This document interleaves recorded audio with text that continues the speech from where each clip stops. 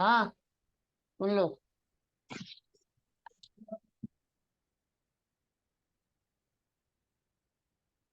तो पिछली क्लास में हमने ज्वाइंट्स देख लिया था ना। ज्वाइंट्स में किसी को कोई डाउट तो नहीं अभी तक? धन सीखा। तो आज मैं आप लोगों को प्रैक्टिस करने के लिए दो वेबसाइट का लिंक दूंगा, ठीक है? जी। इसमें कम से कम 30 से 35 क्वेश्चन है ज्वाइंट्स का, और आंसर भी है, ठीक है? तो ये वेबसाइट आप ओपन करना। ये यूआरएल मैं गूगल क्लासरूम में शेयर कर दूंगा, तो पेस्ट करना। और यहाँ पे ज्वाइंट से रिलेटेड आपको बहुत सारे क्वेश्चंस इसमें मिल जाएंगे। जैसे ये क्वेश्चन है, तो पहले आपको ये दो टेबल बनाना होगा। जैसे जैसे इसमें दिया है वैसे वैसे आपको सारा करना होगा, ठीक है? आ रही बात समझ में सबको? इसमें आपको बहुत सारे क्वेश्चन मिल जाएंगे, और यहाँ पे जब क्लिक करोगे तो उसका सोल्यूशन भी मिल जाएगा, ठीक है? तो पहले आप बनाना और फिर बाद में सोल्यूशन देखना कि सही है कि नहीं है। आ रही बात समझ में? Okay sir. पूरा एक एक चीज ये डायग्राम बना के सब एक एक चीज दिया हुआ है। आ रही बात समझ में? तो इसमें सारे आपको अलग मिल जाएंगे, left join, right join, full join, सबके क्वेश्चन इसमें अलग अलग मिल जाएंगे, बहुत सारे। बात समझ में आई सबको? करीब 30-35 क्वेश्चन है। तो ये सारा अगर आप कर लेते हो, और ये सब रियल लाइफ दे रखा है ना, तो इन सारे क्वेश्चंस को अगर आप सॉल्व कर लेते हो तो आपको ज्वाइंट्स का कॉन्सेप्ट और अच्छे से क्लियर हो जाएगा।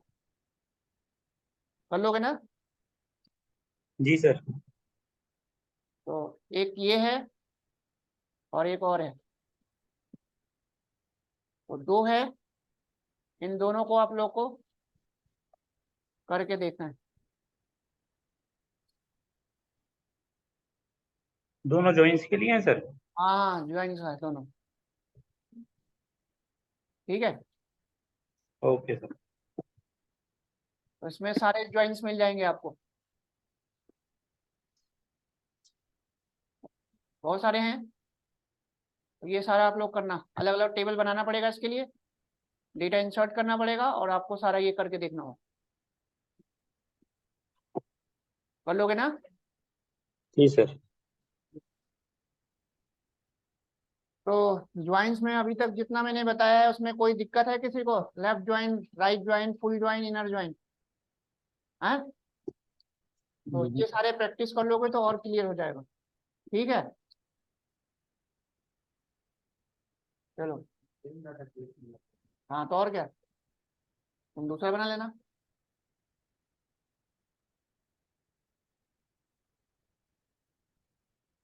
चलो, अब मैं आज बताने जा रहा हूँ, ध्यान से सुनना।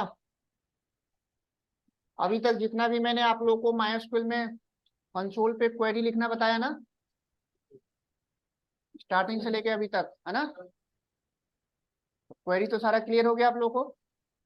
लेकिन जब इंडस्ट्री में आप जब जाओगे माइस्क्ल पे काम करने के लिए, तो वहां पे आपको कोई कंसोल नहीं देगा वो, ना आपको क्वेरी लिखना होगा, ठीक है? तो इंडस्ट्री में जब जाओगे तो आपको जीयूआई बना हुआ बना बनाया टूल मिलेगा, और उसी टूल पे आपको काम करना होगा। किसी भी इंडस्ट्री में आपको कहीं कंसोल नहीं दिया जाएगा कि आप क्वेरी लिखो। वहां पे हमें क्विक वर्किंग करना होगा, फास्ट वर्किंग करना होगा। और फास्ट वर्किंग करने के लिए हर डेटाबेस के बने बनाए टूल आते हैं, जिसको वर्क बेंच बोला जाता है। तो मैंने आप लोगों को वर्क बेंच का भी सॉफ्टवेयर इंस्टॉल करवाया था, याद है? Work bench. तीन हाँ चीजें जी। कॉन्फ़िगर करवाई थी, यस याद है? Sir. MySQL server, work bench और सेल। वर्क बेंच मैंने इसीलिए इंस्टॉल करवाया था। तो आपको मेनली जो है, जब आप जाओगे इंडस्ट्री में तो वर्क बेंच पे काम करने को मिलेगा, कंसोल पे नहीं मिलेगा। और वर्क बेंच पे काम करने का एडवांटेज ये है, उसमें कोई क्वेरी नहीं लिखनी होती, वो क्वेरी खुद लिखेगा, ठीक है? लेकिन क्वेरी सीखने का हमें एडवांटेज ये है कि जो वो क्वेरी लिख के देगा उसको अगर अपने अकॉर्डिंग आपको कस्टमाइज करना होगा तो वो आप तभी कर सकते हो जब आपको क्वेरी आता हो। तो अब मैं वर्क बेंच पे काम करना बताऊं। जी तो इंडस्ट्री में आप जाओगे तो आपको कहीं पे भी कंसोल नहीं मिलेगा, वर्क बेंच ही मिलेगा और उसमें काम फटाफट हो जाता है। समझ गए? तो बस उसमें आपको अलग अलग बटन है, ड्रैग एंड ड्रॉप है, खुद करेगा वो, क्वेरी खुद लिख के बताएगा। अब जब क्वेरी लिखेगा वो तो आप देख के समझ जाओगे क्योंकि आपको अब क्वेरी आपको बनाना आता है ना। तो अब मैं बताने जा रहा हूँ, तो इस पे भी आप लोग अच्छे से प्रैक्टिस कर लेना, है ना। और इस पे प्रैक्टिस करने में ज़्यादा टाइम लगेगा नहीं, आधा घंटा में हो जाएगा। अभी तक स्टार्टिंग से लेके अभी तक जितना भी पढ़े हो मैं एसक्यूएल में, वो सारा काम आप वर्क बेंच में आधे से 1 घंटे में कर लोगे। बात समझ में आ रही? तो अब मैं बताने जा रहा हूँ how to work with MySQL work bench.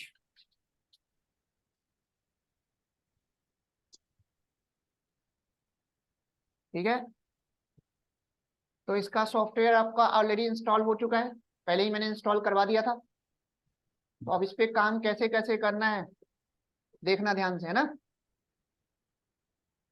दीपक, यहाँ तक बात समझ में आ गई? जी सर। तो वर्क बेंच पे काम करने के लिए कुछ नहीं करना आपको,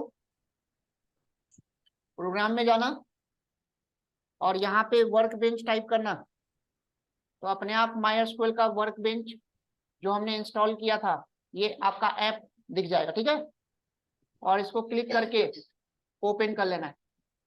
तो जैसे ही आप वर्क बेंच को ओपन करोगे कुछ इस तरह का इंटरफेस ओपन होगा आपका। Welcome to MySQL Workbench, और इसके बारे में पढ़ लो क्या कह रहा है। ग्राफिकल यूजर इंटरफेस बना के दे रखा है उसने, ऑफिशियल, है ना। तो इसमें काम करना बहुत इजी हो जाता है। तो इंडस्ट्री में जब आप जाओगे तो इसी पे आपको काम करने को मिलेगा, कोई कंसोल नहीं देगा आपको। अब इसमें दोनों फैसिलिटी है, आप चाहो तो ड्रैग एंड ड्रॉप करके क्लिक करके काम कर लो, या आप क्वेरी लिखना चाहते हो तो क्वेरी लिख भी सकते हो। ठीक है, दोनों काम कर सकते हो। लेकिन जब ऑलरेडी सब कुछ बना बना के दे रहा है तो आप क्वेरी क्यों लिखोगे, ना। अब इसमें सबसे पहले कनेक्शन बनाना होता है, तो बाय डिफॉल्ट ये कनेक्शन वो बाय डिफॉल्ट बना के देता है वो। आ रही बात समझ में? तो मैंने बताया था कि MySQL का यूजर नेम क्या होता है, रूट होता है। रूट रूट का ये ऑलरेडी एक कनेक्शन बना के दे रहा है, आपको नया कनेक्शन बनाना है तो यहाँ पे प्लस पे क्लिक करके नया कनेक्शन बना सकते हो। तो मैं क्या करूंगा, इसी कनेक्शन को ओपन करूंगा। तो जैसे ही इस कनेक्शन को ओपन करोगे तुरंत वो पासवर्ड मांगेगा। तो इंस्टॉल करते समय जो हमने पासवर्ड दिया था वही देना होगा, तभी आपका ओपन होगा। क्लियर? ओके जैसे हम कंसोल पे वहां पे पासवर्ड देते हैं वही पासवर्ड यहाँ दे दो। तो यहाँ पे मैंने वो पासवर्ड दे दिया। यहाँ तक बात समझ में आ गई या नहीं आई? तो जैसे आगे ही आप सर। पासवर्ड दोगे तुरंत आपका ये इंटरफेस ओपन हो जाएगा। अब इसी में आप सारा काम करोगे। ठीक है, तो हम MySQL में हमने डेटाबेस बनाने के लिए क्वेरी क्या लिखा था, याद है किसी को? क्रिएट डेटाबेस हाँ, क्रिएट डेटाबेस, डेटाबेस का नाम। डेमो नाम डेमो, जरूरी थोड़ी है कि डेमो ही दोगे, तुम रट ली हो क्या तुम? जो नाम होगा सर वही नेम नेम जाके इंटरव्यू में बोल देना डेमो। तो अब आपको एक डेटाबेस बनाना है। ठीक है, अब ये समझना, जो आपने MySQL कंसोल में जो जो काम किए होंगे वो सारा यहाँ पे भी दिखेगा, और यहाँ पे जो काम करोगे वो वहां पे दिखेगा। है तो एक ही सॉफ्टवेयर ना, बस आपका इंटरफेस चेंज हो गया, है तो डेटाबेस सेम ना। तो यहाँ पे जो काम करोगे वो वहां दिखेगा, और जो वहां पे काम करोगे वो यहाँ दिखेगा। बात समझ में आई? अब आपको क्या करना है, यहाँ पे सारे ऑप्शन दिए हुए हैं। अब आपको एक नया डेटाबेस बनाना है, तो डेटाबेस को स्कीमा भी बोलते हैं, बताया था आप लोग को। डेटाबेस का दूसरा नाम स्कीमा। स्कीमा। तो अब यहाँ पे एक बटन है क्रिएट स्कीमा का, ये देखो, इस पे जब होवर करोगे तो आपको दिखेगा, दिखा? होवर करोगे तो लिखा हुआ आएगा create a new schema for connected server. अरे या तो आपको डेटाबेस बनाने के लिए, अब एक नया डेटाबेस बनाना है, नया डेटाबेस बनाने के लिए या तो इस पे क्लिक करो या यहीं पे राइट क्लिक करके क्रिएट स्कीमा पे क्लिक करो। तो यहाँ पे डेटाबेस बनाने के लिए आप क्या करोगे, क्रिएट स्कीमा पे क्लिक करोगे तो अपने आप वो डेटाबेस बनाने का क्वेरी खुद लिख देगा। और अगर आपको क्वेरी खुद से लिखना है तो यहाँ पे क्वेरी लिखो और यहाँ पे एग्जीक्यूट पे क्लिक कर दो, दोनों ऑप्शन है ना। तो क्वेरी लिखना तो हमें आता ही है। तो अब मैं क्या करूंगा, इस पे क्लिक किया, तो जैसे ही मैंने इस पे क्लिक किया अब वो डेटाबेस का नाम पूछेगा, पूछ रहा है, यहाँ पे डेटाबेस का नाम पूछ रहा है स्कीमा का। तो मैंने डेटाबेस का नाम दे दिया कंपनी। तो बस आपको नाम देना है यहाँ पे डेटाबेस का, और कुछ नहीं करना, और अप्लाई पे क्लिक कर दो, तुरंत वो डेटाबेस बनाने का क्वेरी लिख देगा और आपका यहाँ पे बन भी जाएगा। लेफ्ट हैंड साइड में अभी 3 ही दिख रहा है। तो जैसे ही आपने अप्लाई किया, ये देखो ये डेटाबेस का क्वेरी लिख दिया, क्रिएट स्कीमा, स्कीमा का नाम आ गई बात में, स्कीमा मतलब डेटाबेस। अप्लाई करो और आपका ये बन गया। अब इसको बंद कर दो, ठीक है। अब जाके देखोगे तो यहाँ पे कंपनी बन गया। अब देखो ये ऑलरेडी जैसे ही आपने डेटाबेस बनाया सारा स्ट्रक्चर खुद ही बना के दे देगा वो। इस पे क्लिक करना, ये देखो table, view, store procedure, function. आगे हमें सीखना है अभी स्टोर प्रोसीजर बनाना, फंक्शन बनाना और व्यूज बनाना। टेबल बनाना हम सीख चुके हैं, बात समझ में आई? Yes sir. अब हमारा डेटाबेस बन गया, अब मेरे को टेबल बनाना है। तो टेबल बनाने के लिए कुछ नहीं करना आपको, यहाँ पे राइट क्लिक करोगे टेबल पे और यहीं पे ऑप्शन आ रहा है क्रिएट टेबल। तो जैसे ही क्रिएट टेबल पे क्लिक करोगे अब टेबल के अंदर आपको अलग अलग कॉलम और डेटा टाइप तो देना पड़ेगा ना, टेबल का नाम देना पड़ेगा। तो सब GUI आएगा, आपको कुछ नहीं करना, क्वेरी नहीं लिखना, क्वेरी खुद लिखेगा। अब इसमें कुछ एक्स्ट्रा ऑप्शन भी आएंगे जो हमने अभी तक नहीं पढ़ा, है ना। तो क्रिएट टेबल पे क्लिक करना। तो जैसे ही आप क्रिएट टेबल पे क्लिक करोगे, है ना, यहाँ पे आपको टेबल का नाम देना होगा। तो मैंने यहाँ पे टेबल का जो नाम है एम्प्लॉय दे दिया, कोई भी नाम दे सकते हो। अब एम्प्लॉय दे दिया। अब यहाँ पे देखो कॉलम का नाम और डेटा टाइप पूछ रहा है, और यहीं पे जो हमने कीज पढ़ा था सारे कीज का ऑप्शन आ गया। यस प्राइमरी की, नॉट नल, यूनिक की, बाइनरी। बाइनरी एक डेटा टाइप होता है। एक ये क्या है, अनसाइंड, अनसाइंड एक डेटा टाइप होता है। जीरो फिल, जीरो फिल अभी मैंने नहीं बताया आपको, जीरो फिल का यूज क्या करेंगे अभी आगे बताऊंगा।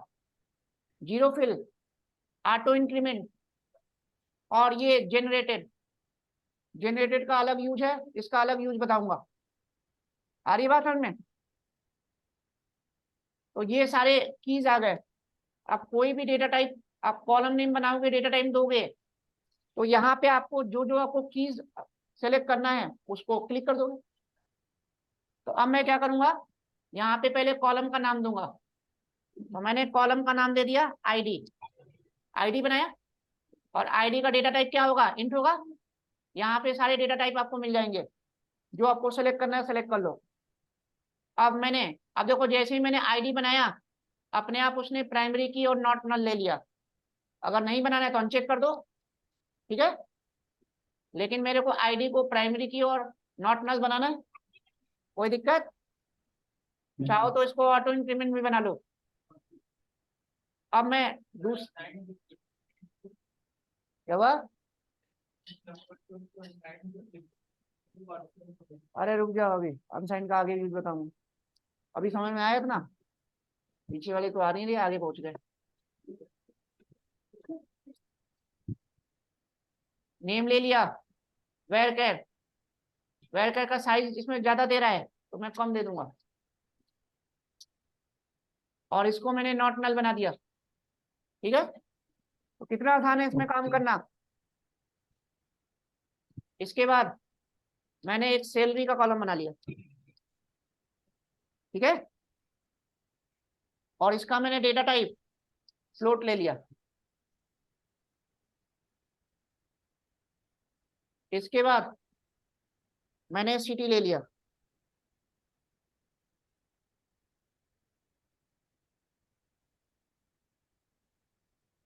ठीक है, और इतना करने के बाद इसका मतलब जो आपका एम्प्लॉय नाम का टेबल बनेगा उसमें कितने कॉलम बनेंगे? 4 कॉलम बनेगा। आईडी, नेम, सैलरी और सिटी। देखो पीछे बात करने में लगे पड़े हैं। ठीक है, और समझ में आएगा नहीं है ना, लगे पड़े हैं बात करने में पीछे। इसके बाद आपको क्या करना है, अप्लाई पे क्लिक कर देना है। तो जैसे ही आप अप्लाई पे क्लिक करोगे, अब ये जो टेबल आपने बनाया इसका क्वेरी वो लिख के दे देगा, है ना। तो जैसे ही आपने अप्लाई किया, ये देखो ये आपका क्वेरी है। अब क्वेरी एक बार देख लो, कुछ नया तो नहीं लिखा है।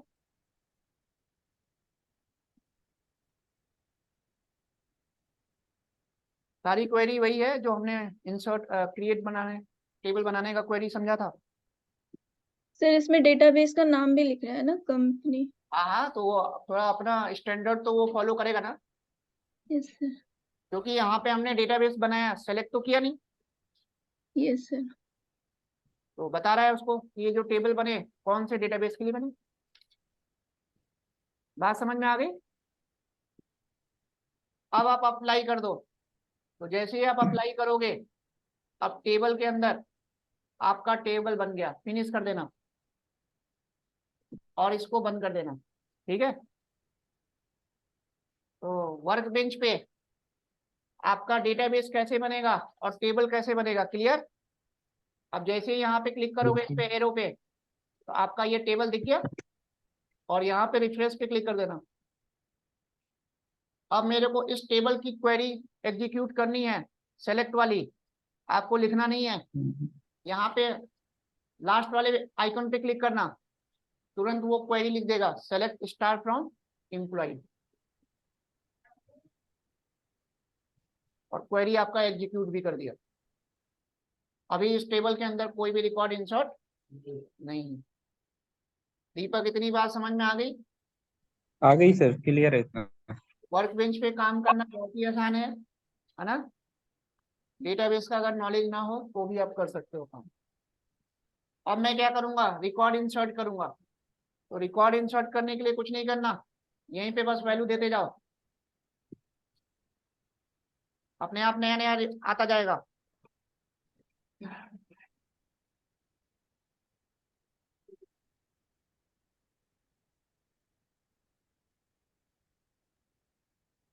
जितने रिकॉर्ड देने हैं देते जाओ।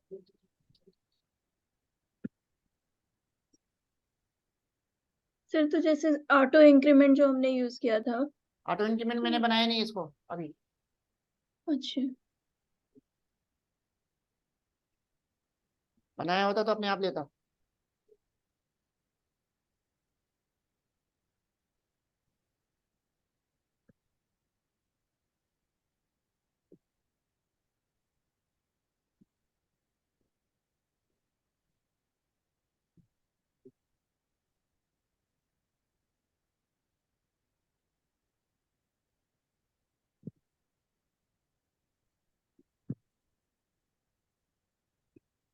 हाँ, इतनी बात समझ में आ गई सबको? आ अब गई सर। अब जब तक आप अप्लाई नहीं करोगे तब तक इस टेबल के अंदर रिकॉर्ड इंसर्ट होगा नहीं, है ना। अब जैसे ही अप्लाई करोगे, इंसर्ट का वो क्वेरी लिख के दे देगा। आ गई बात समझ में? तो ये देखो इंसर्ट की क्वेरी आ गई, यही तो क्वेरी हमने पढ़ा था। खुद बनाना है, हमें नहीं बनाना। देख रहे हो? Yes sir. Insert into, database का नाम दे रहा है, फिर टेबल का नाम दे रहा है, फिर किस किस कॉलम में, सारा दे रहा है अपने आप। बात समझ में आ गई? अप्लाई कर दो। अब फिर से इसको एग्जीक्यूट कर दो।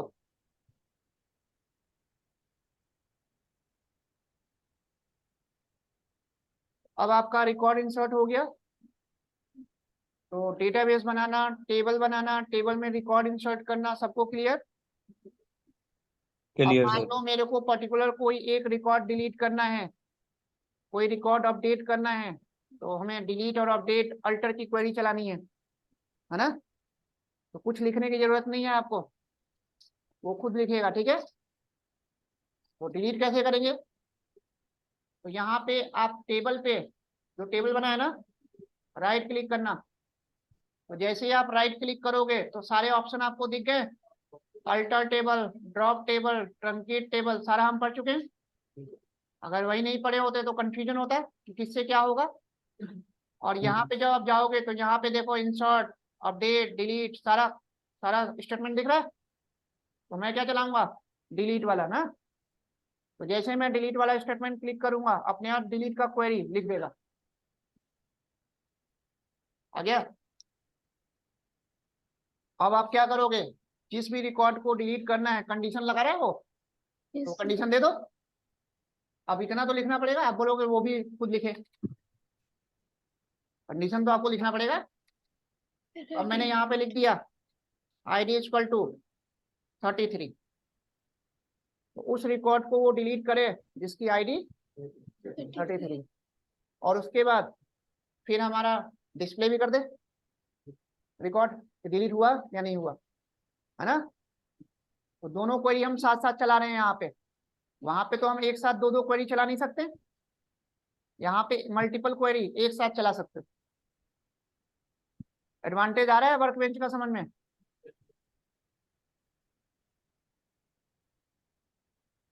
सेलेक्ट करके और क्या करो, इस पे एग्जीक्यूट कर दो। देखो दोनों क्वेरी साथ साथ चल गया, डिलीट भी हो गया और डिस्प्ले भी हो गया। अब समझ में आ रहा है कितना आसान है वर्कबेंच पे काम करना? तो इसमें गलती होने के चांसेस ना के बराबर है। क्वेरी जब लिखोगे तो गलती कर सकते हो, लेकिन यहाँ तो क्वेरी लिखना ही नहीं है, खुद ही कर रहा है वो। तो इसमें है बहुत सारी चीजें, अगर करना चाहो तो पूरे डेटाबेस का बैकअप लेना, इंपोर्ट करना, रीस्टोर करना, सारे ऑप्शन दे रखे हैं इसमें। बस ड्रैग एंड ड्रॉप है, बस इसमें R&D करनी है आप लोगों को, ठीक है? तो सारा बताऊंगा नहीं मैं। दीपक इतनी बात समझ में आ गई? आ गई सर। अब मेरे को रिकॉर्ड को अपडेट करना है, तो मैंने अपडेट की क्वेरी चलाई। ये देखो अपने आप लिख दिया।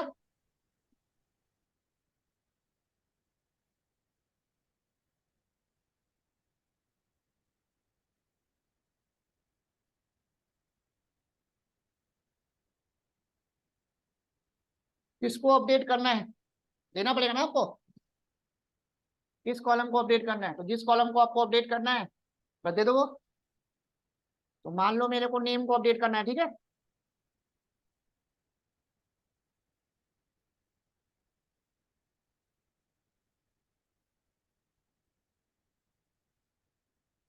इसके बेस पे तो मैंने बताया था कि जब भी अपडेट की क्वेरी चलती है ID के बेस पे चलती है, क्योंकि ID आपका क्या होता है, यूनिक होता है।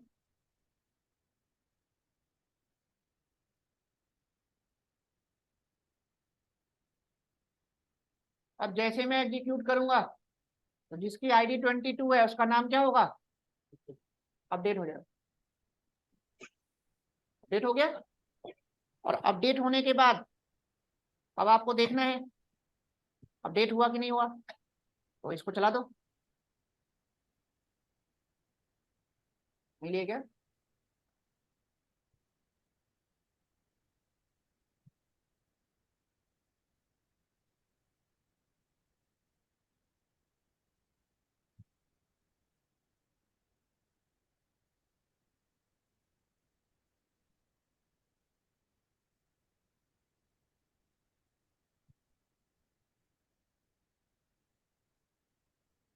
दीपक आ रहा है समझ में कैसे कैसे करना है? सर आ रहा है, लेकिन सर अपडेट तो नहीं हुआ है। होगा, रुक तो जा।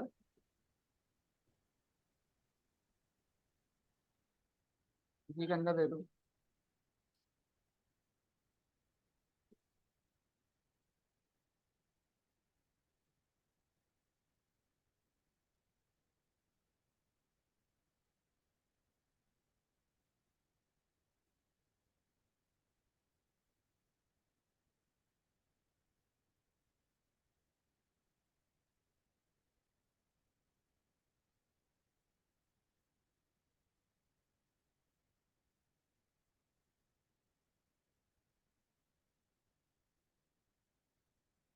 नहीं हो रहा है क्या?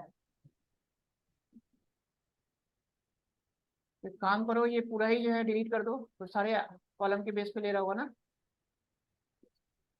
सारे कॉलम का नाम तो आएगा नहीं। दीपक आ रही बात समझ?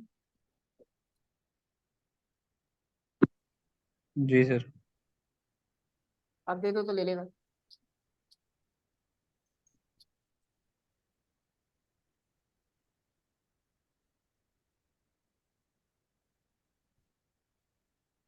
सर कॉलम नहीं लगाओगे पीछे? क्या हुआ? पंकज के नाम के पीछे वो नहीं लगाएंगे सर आप? क्या लगाऊंगा? कॉलन।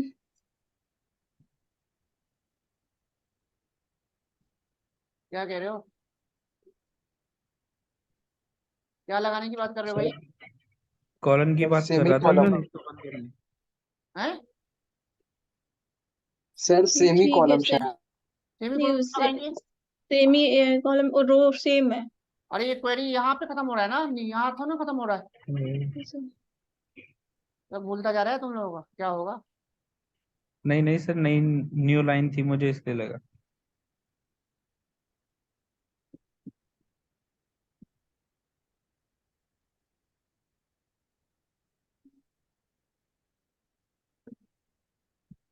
हो गया? तो वो सारा हमने दिया था इसलिए नहीं ले रहा था, तो पर्टिकुलर एक ही तो आप दोगे ना यहाँ पे। अब आप लोगों को क्लियर हो रहा है कि कैसे कैसे करना है?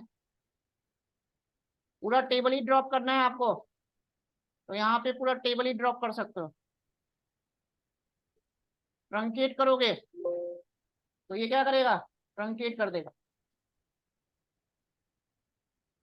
तो खाली हो गया। तो सारी चीजें यहाँ पे दी हुई है, बस आप लोग को कर करके देखना है। ड्रॉप कर दिए तो पूरा टेबल क्या होगा? ड्रॉप हो जाएगा। तो कंफर्म करके पूछता है पहले कि ड्रॉप करना है कि नहीं करना है। तो अब आपका ये पूरा टेबल क्या हो गया? ड्रॉप हो गया है ना? अब यहाँ पे एरर दे दिया कि आपका टेबल है ही नहीं। दे रहा है?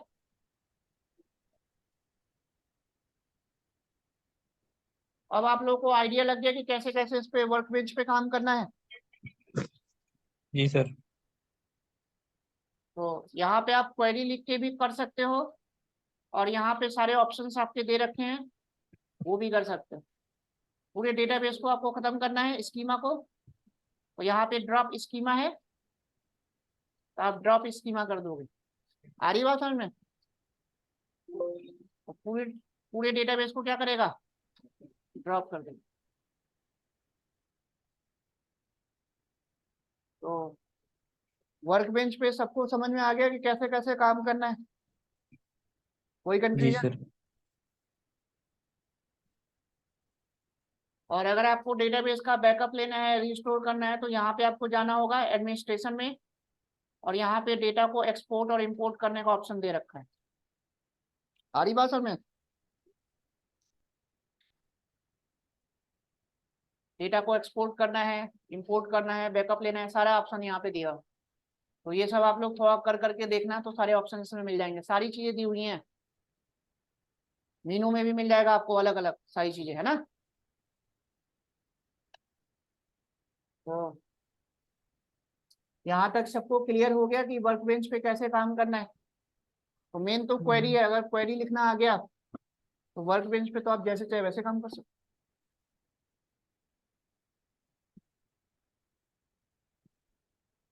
हाँ, किसी को कोई कंफ्यूजन वर्क बेंच में? नो सर अभी तक। करके देख लोगे आप लोग? जी डेटाबेस बनाना, टेबल बनाना, रिकॉर्ड इंसर्ट करना, अपडेट करना, डिलीट करना, अल्टर, सारा कर करके देखना है आप लोग। कोई क्वेरी लिखना नहीं है, वो खुद करेगा। ठीक है। अब मैं थोड़ा एक ऑप्शन बता देता हूँ यहाँ पे। दो नया एडवांस इसमें फीचर मिला था, एक जीरो फिल और एक जनरेटेड। तो उन दोनों का यूज बता दूं।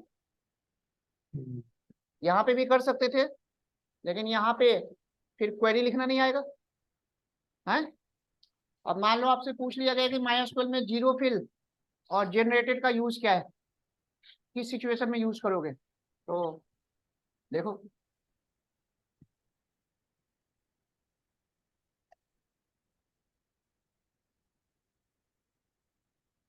तो अब मैं बताने जा रहा हूँ यूज ऑफ जीरो फिल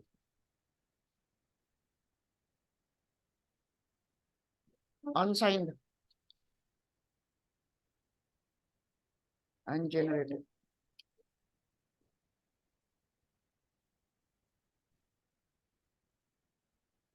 ये तीन एडवांस चीजें मिली थी उसमें, जो हमने अभी तक देखा नहीं। हाँ,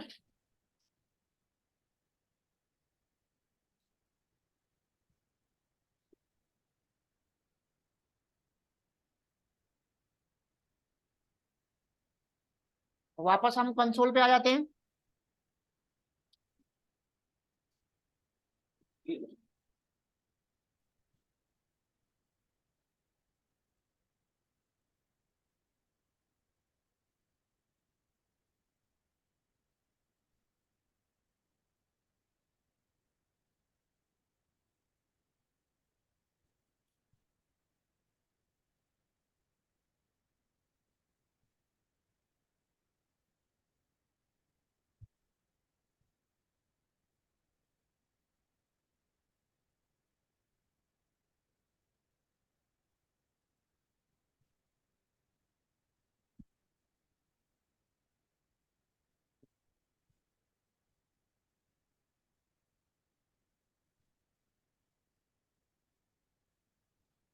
हाँ जी दीपक, यहाँ तक कोई डाउट?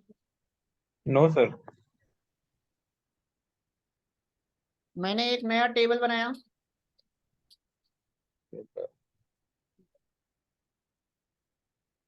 एम्प्लॉय नाम से।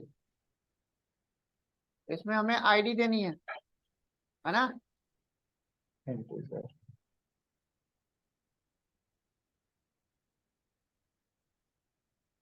इंट ले लिया, जी और इसमें मैंने अनसाइंड डेटा टाइप भी यूज कर लिया। अगर आपने इंट के साथ अनसाइंड डेटा टाइप यूज कर लिया तो इस कॉलम में आप निगेटिव वैल्यू नहीं दे सकते। आगे बात समझ में?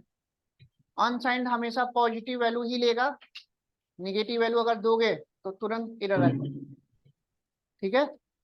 तो अगर किसी कॉलम में आपको ऐसी रिक्वायरमेंट मिल गई कि मेरे को नंबर ही देना है लेकिन निगेटिव नंबर ना ले, ओनली पॉजिटिव नंबर ले, तो क्या बनाओगे? अनसाइंड। ठीक है। तो अनसाइंड का मतलब लिख लेना, उस कॉलम में negative value accept, only positive value लेगा।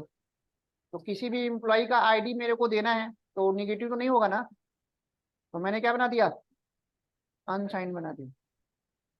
दीपक, इतनी बात समझ में आ गई? जी सर क्लियर। और इसके साथ साथ मैंने इसमें जीरो फिल भी लगा दिया। अब जीरो फिल का यूज क्या है, अभी जब मैं रिकॉर्ड इंसर्ट करूंगा तब आपको पता लगेगा क्यों लगाते हैं, है ना। इतना समझ में आया?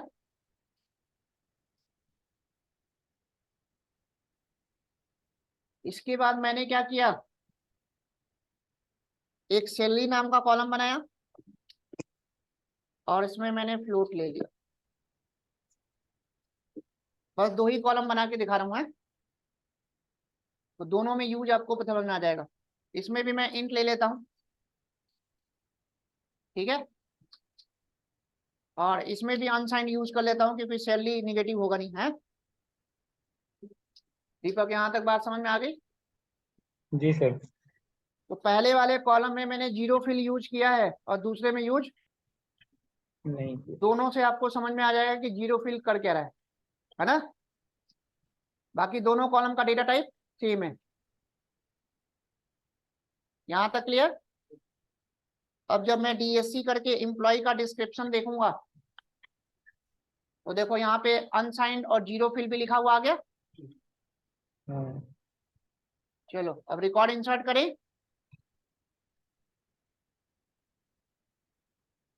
इंसर्ट इनटू टेबल का नाम वैल्यूज। अब मैं रैंडम अलग अलग आईडी दूंगा, ठीक है। और क्या हुआ,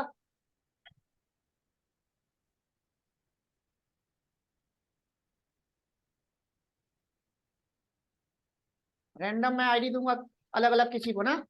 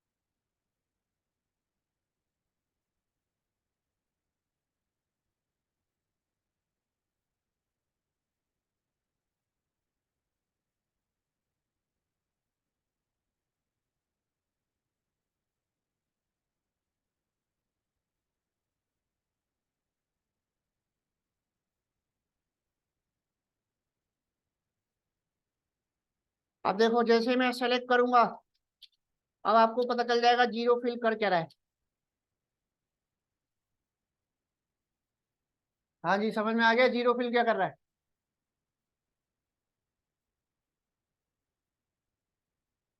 तो ऐसे सिचुएशन में आप जीरो फिल यूज करोगे।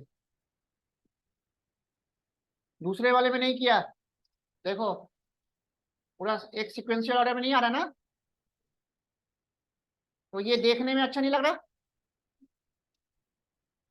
दीपक समझ में आ गई बात, नहीं आई। नहीं सर, ये आईडी का तो आ गया, इसका भी है। आए तो आईडी में मैंने जीरो फिल किया है तो क्यों नहीं आएगा, सैलरी में यूज ही नहीं किया तो कैसे आएगा। ओके। अरे सैलरी में मैंने जीरो फिल थोड़ा लगाया। अगर मैं हाँ जी आईडी सर। में भी जीरो फिल नहीं लगाया होता तो ट्रिपल हाँ। वन ऐसे ही जीरो जीरो ऐसे थोड़ा लगा हुआ था। ओके। हाँ जी, जीरो फिल का यूज समझ में आ गया सबको। तो अगर ऐसी सर कोई रिक्वायरमेंट है तो यूज करोगे। सर ऐसे 10 डिजिट का लेगा, मतलब 10 अरे डिजिट 10 का डिजिट लेगा। का नहीं, जो लास्ट में हमने जितने ज्यादा नंबर दिया है उसी के अकॉर्डिंग लेगा वो पूरा कंप्लीट।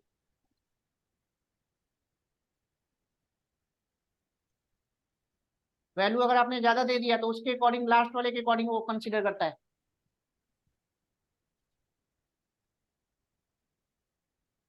ठीक है।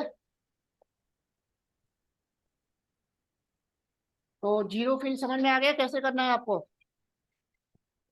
चलो अब जनरेटेड बताऊं। अब गलती से अगर मैं किसी में भी दोनों में अगर मैं निगेटिव नंबर दे रहा हूं तो देखें कि ले रहा है कि नहीं ले रहा। अगर मैंने निगेटिव वैल्यू देना चाहा तो देखो आईडी में नहीं ले रहा, और अगर मैंने सैलरी में भी देना चाहा उसमें भी नहीं लेगा, क्योंकि दोनों को हमने क्या बनाया है, अनसाइंड। तो अनसाइंड बनाने से एडवांटेज क्या होगा, तो सैलरी में तो आप अनसाइंड तो यूज करोगे ही करोगे। अनीता समझ में आ गई बात, नहीं आई। Yes sir. चलो आगे देखो। जनरेटेड का यूज।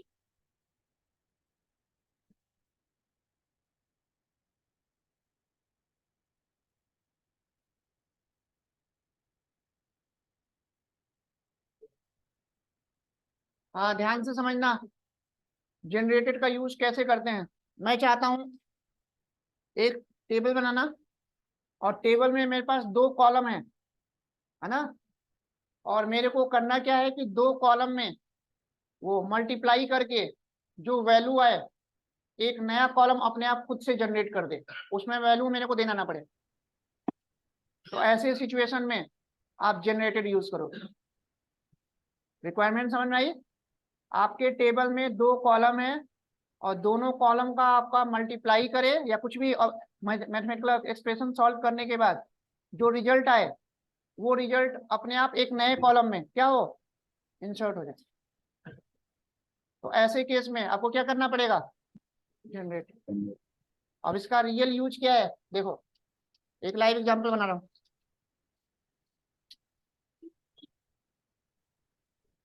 प्रोडक्ट नाम का मैंने एक टेबल बनाया, प्रोडक्ट की आईडी होगी, प्रोडक्ट का नेम होगा,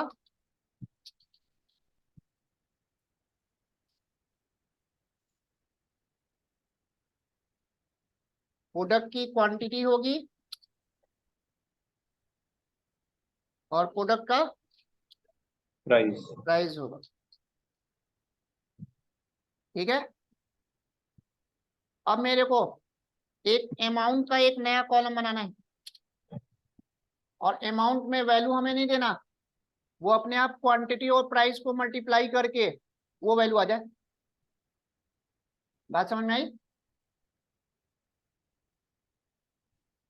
तो अब ऐसा करने के लिए मैं क्या करूंगा, जनरेटेड ऑलवेज एज, ठीक है, ये सिंटेक्स लिखना होगा। ठीक है। और इसमें हम क्या दे देंगे, क्वांटिटी मल्टीप्लाई प्राइस।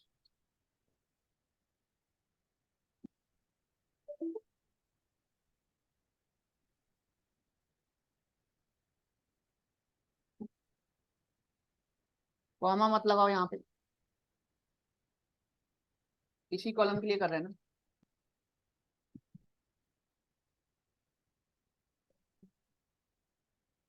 तो कॉमा ले नहीं लगेगा क्योंकि हम उसी कॉलम के लिए कर रहे हैं ना। हाँ जी दीपक, क्वेरी समझ में आया? आ गई सर। अब मैं अमाउंट वाले में कोई भी वैल्यू नहीं दूंगा, जैसे जैसे मैं रिकॉर्ड इंसर्ट करते जाऊंगा वो वैल्यू अपने आप आता जाएगा, मल्टीप्लाई करेगा खुद वैल्यू आता जाएगा। तो जनरेटेड, इसका यूज समझ में आया सबको, नहीं आया? आ गया सर। अब यहाँ पे जो जनरेटेड बनाओगे, यहाँ पे वर्चुअल जनरेटर लिखा हुआ आता है, बता रहा है कि ये कॉलम आपका खुद ही जनरेट करेगा, आपको जनरेट नहीं करना। अब मैं रिकॉर्ड इंसर्ट करूं, जी। तो इंसर्ट इनटू टेबल का नाम। अब यहाँ पे नेम मेंशन करना पड़ेगा, प्रोडक्ट आईडी में वैल्यू देना है, प्रोडक्ट नेम में देना है, क्वांटिटी में देना है, प्राइस में देना है, बस अमाउंट में नहीं देना है, वैल्यू। आ रही बात समझ में? जी। प्रोडक्ट आईडी हो गया, प्रोडक्ट का नेम हो गया,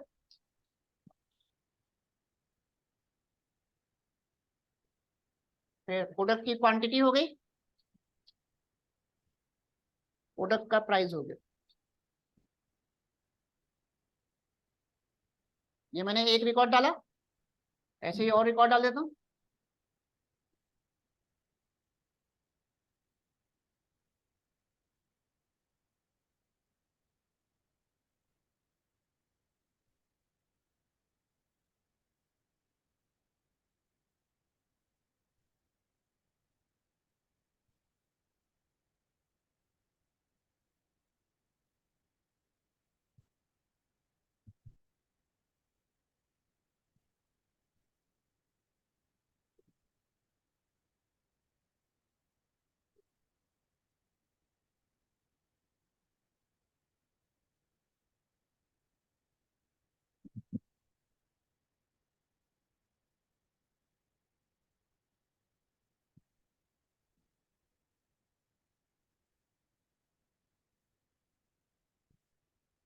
अब जाके आप देखोगे तो देखो प्रॉपर काम कर रहा है कि नहीं कर रहा।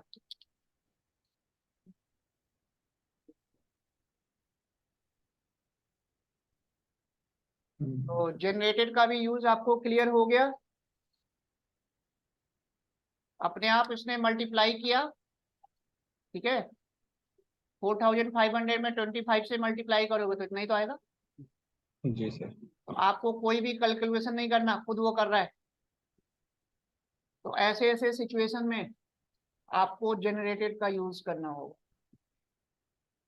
तो जीरो फिल भी समझ में आ गया, अनसाइन भी समझ में आ गया, और जनरेटेड भी समझ में आ गया। समझ गए।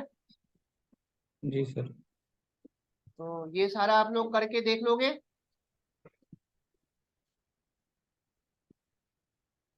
हाँ जी, कोई कंफ्यूजन अभी तक? हाँ,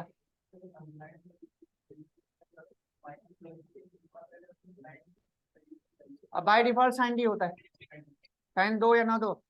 इंट बाय डिफॉल्ट क्या होता है? साइन दो। तो साइन हमें लिखना नहीं होता, अनसाइन लिखेंगे जब हमें निगेटिव में देना। सी में भी ऐसे ही होता था। तो यहाँ तक किसी को कुछ पूछना है?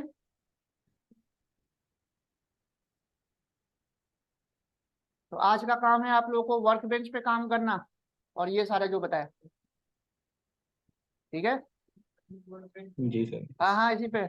लेकिन काम इस पे वर्क बेंच पे तभी कर पाओगे जब क्वेरी लिखना आता हो, क्योंकि कस्टमाइज भी तो करना पड़ेगा है। क्वेरी जो लिख के दे रहा है उसको आपको चेंज करके अपने अकॉर्डिंग चेंज भी तो करना पड़ेगा। तो कैसे कर पाओगे जब आपको क्वेरी पता हो? और इंटरव्यू में तो वो क्वेरी लिखवाएगा, वर्क बेंच थोड़ा देगा आपको, क्वेरी लिखवाएगा। समझ गए। तो दीपक हो जाएगा यहाँ तक? जी सर, हो जाएगा।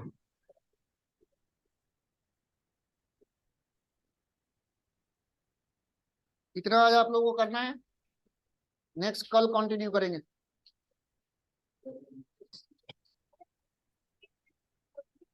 है? हाँ होता है। अब मैं ये आज काम दे रहा हूँ, इस पे आज आप लोगों को काम करना है ना। ज्वाइंट्स वाला जो मैंने प्रैक्टिस के लिए दिया है, 35 क्वेश्चन है इसमें अलग अलग। तो इसको ट्राई करना है आप लोग को। तो आज का दो काम दे दिया मैंने, वर्क बेंच पे और इस पे। दीपक आ गई बात समझ में? हाँ जी सर। सर जो ये जॉइंट्स का क्वेश्चन ये क्या कैसे करना है सर? अरे बस ये यूआरएल आपको कॉपी करना है और आपको ब्राउजर में पेस्ट कर देना है बस।